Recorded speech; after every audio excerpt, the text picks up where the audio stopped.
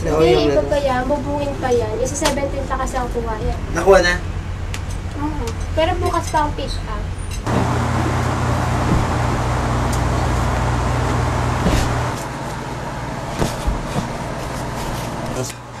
Ito ay cutouts ng yeah. Sa Superman kasi actually tumapatama pa natin yung bala. Kahit naman siya isang tamaan, okay lang naman na nakakalipad si Superman, lahat naman ng tao pwede makalipad.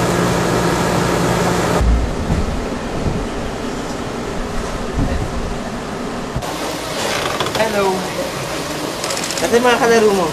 Hindi wala pa. Sige, lagyan natin. Baka na kamay mo. Sige na, kaya si Superboy.